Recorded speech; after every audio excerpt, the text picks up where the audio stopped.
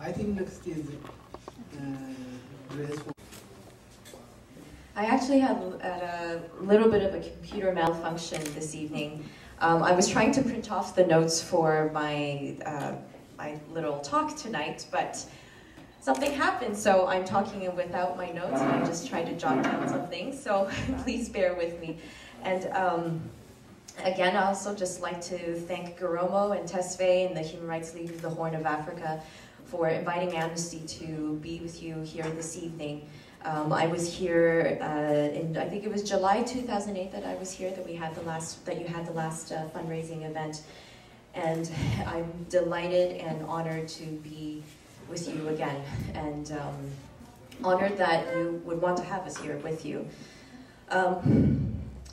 Just before our dinner, also I'd like to take note that my colleague Gloria Nafziger is also here with me. Both of us are at the Toronto office of Amnesty International, just on 1992 Yonge Street. And we both, when we speak about human rights in Ethiopia, we're speaking about it from the lens that we understand, which is refugee work. Gloria has worked on many Ethiopian refugee cases here in Canada, and so both of us are familiar with the human rights violations in Ethiopia and the Horn of Africa through the lens of refugees who've come to Canada.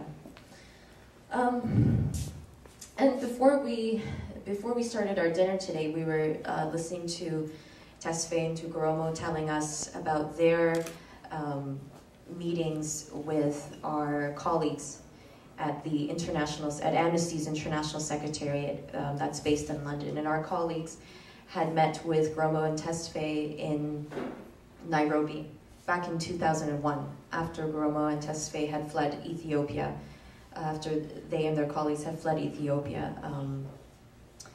And I was very moved by their stories of survival and of resistance.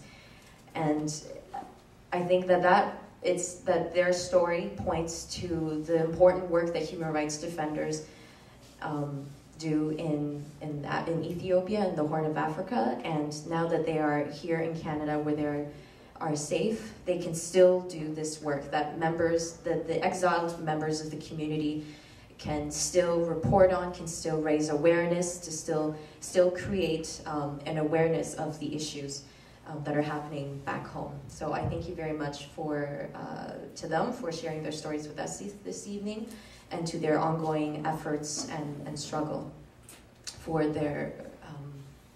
your citizens, for your fellow citizens back home. As members of human rights organizations, we all believe that as individuals, we are all born equal and free, and that we all have the right to life, liberty, and security, no matter who we are and no matter where we are born.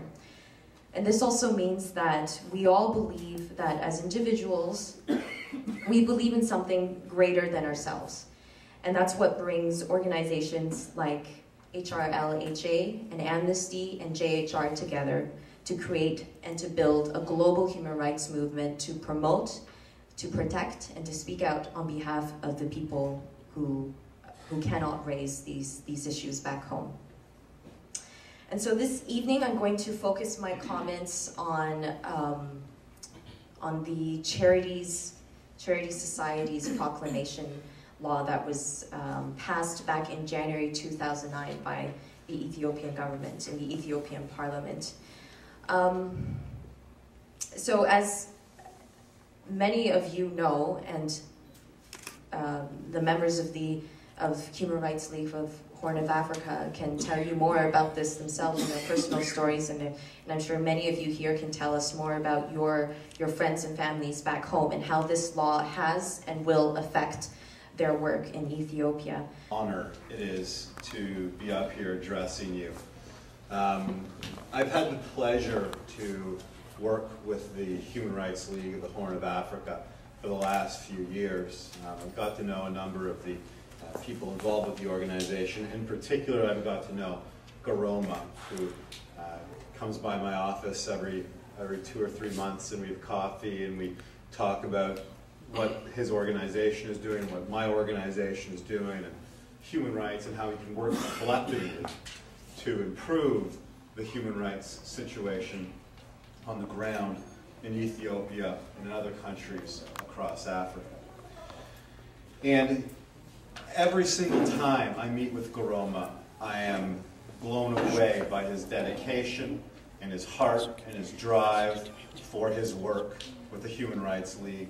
I think it's a fantastic testament to his hard work and the hard work of many other people here in this room, that the Human Rights League is up and starting, and I know it's difficult. I know it's very difficult to raise money. Look, we're going through a huge recession right now in this country. People don't have very much money. You don't have very much money. People on the streets don't have very much money. But I think that we all need to work as hard as possible to support the work of the Human Rights League of the Horn of Africa. And before I start describing why I think that's the case, I just want to make the announcement that I have a personal check here in my pocket to the Human Rights League.